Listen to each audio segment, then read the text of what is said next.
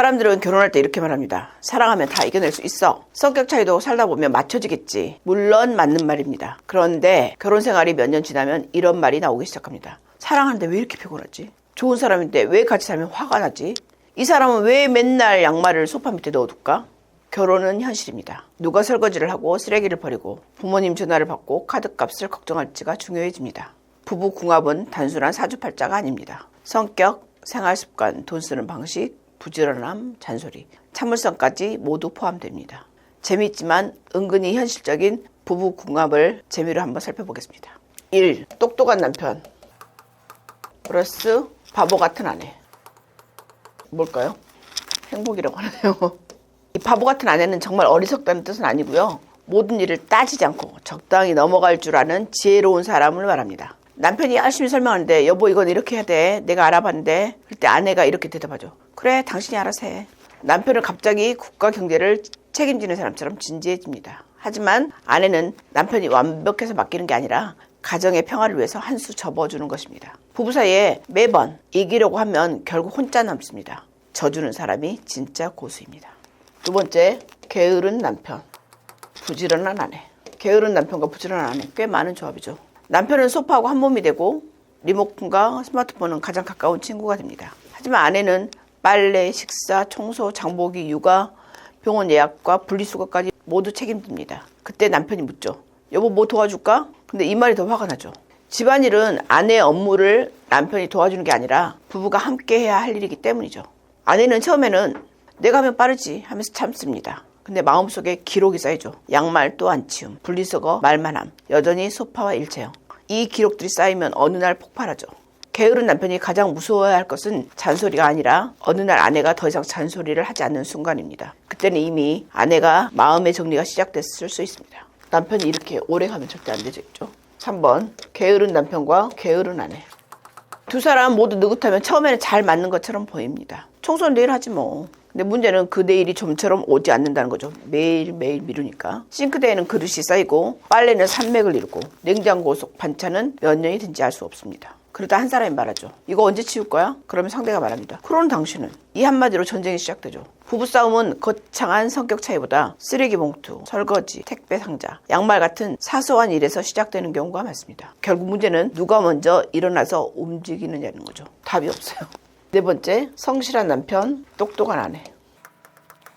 남편은 묵묵히일하고 아내는 큰 방향을 보고 부동산 투자를 하거나 재테크를 하는 거죠. 남편이 말합니다. 난 열심히 일할게. 아내가 이렇게 말하죠. 그래 좋아. 방향은 내가 잡을게. 이 둘은 서로를 경쟁자가 아니라 동반자로 봅니다. 남편은 아내의 판단을 믿고 아내는 남편의 성실함을 존중합니다. 성실한 남편이 가정의 엔진이라면 똑똑한 아내는 내비게이션이 되는 거죠. 엔진만 좋으면 엉뚱한 방향으로 열심히 갈 수 있고 내비게이션만 좋으면 출발하지 못한 중. 근데 이 두 사람은 꾸준히 움직이고 길을 찾으면서 멀리 갈 수 있습니다. 되게 좋은 조합입니다. 다섯 번째, 긍정적인 남편, 부지런한 아내, 부유함. 남편이 말합니다. 여보, 우리 할 수 있어. 아내가 대답하죠. 좋아, 그럼 지금부터 시작해. 긍정적인 남편이 꿈을 꾸면 부지런한 아내는 그 꿈을 계획표와 엑셀 파일로 만듭니다. 남편이 미래를 낙관할 때 아내는 통장 잔액, 지출, 대출 이자와 교육비를 계산합니다. 긍정적인 사람은 어려움 속에서도 가족이 무너지지 않게, 부지런한 사람은 그 긍정을 현실로 바꿔줍니다. 한 사람이 가자, 다른 사람은 짐 챙겼어 라고 말을 합니다. 이들은 실패해도 서로를 원망하기보다는 다시 방법을 찾습니다. 그래서 시간이 지나면 재산뿐만 아니라 서로에 대한 믿음도 쌓입니다. 여섯 번째, 부지런한 남편, 알뜰한 아내, 화목함.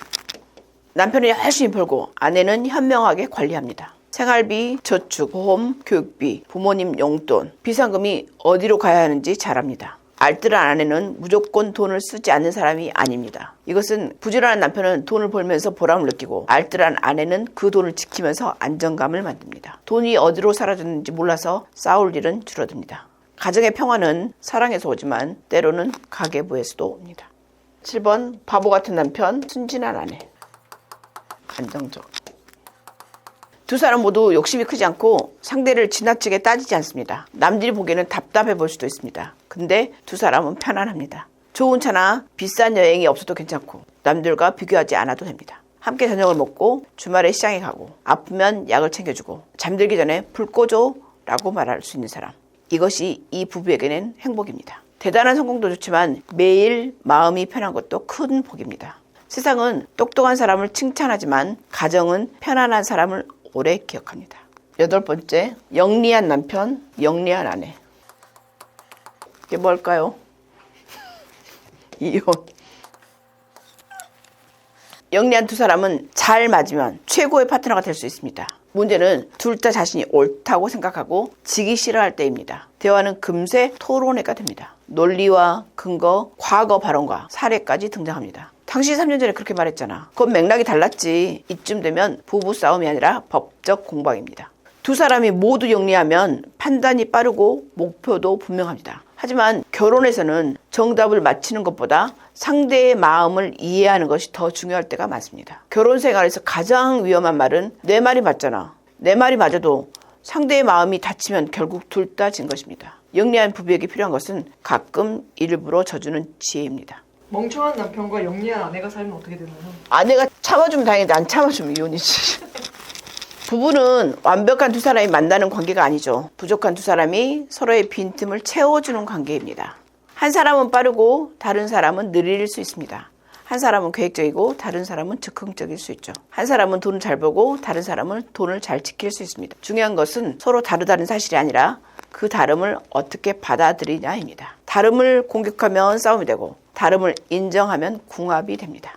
부부의 궁합은 결혼식 날 결정되지 않습니다. 매일 아침에 말투, 퇴근 후의 표정, 식사할 때의 배려, 싸운 뒤 먼저 건네는 사과 한마디에서 만들어집니다. 미안해, 고마워, 오늘 힘들었지, 내가 할게, 당신 말도 맞아. 이런 말이 쌓이면 부부의 궁합도 좋아집니다. 궁합이 좋은 부부는 처음부터 완벽하게 맞았던 사람들이 아닙니다. 서로를 오래 관찰하고 조금씩 맞춰가고 때로는 웃고 넘어가고 필요할 때 진심으로 사과할 줄 아는 사람들입니다. 결혼은 사랑으로 시작하고 생활로 시험을 보고 유머로 버티고 배려로 완성이 됩니다. 배우자를 보면서 이 사람 왜 이럴까 라고 생각하기보다 이 사람이 우리 집에서 이런 역할을 하는구나 라고 생각해 보면 어떨까요? 조금 웃고 나면 화도 덜 납니다. 웃을 수 있는 부부는 아직 괜찮습니다. 잘 맞는 사람을 만나는 것도 중요하지만 살면서 서로에게 맞는 사람이 되어주는 것이 더 중요합니다. 무엇보다 게으른 남편은 오늘부터 양말을 치우는 것부터 시작해보세요. 그것이 가정평화의 첫 걸음입니다. 여러분 부부는 몇 번 해당되나요? 댓글로 남겨주세요.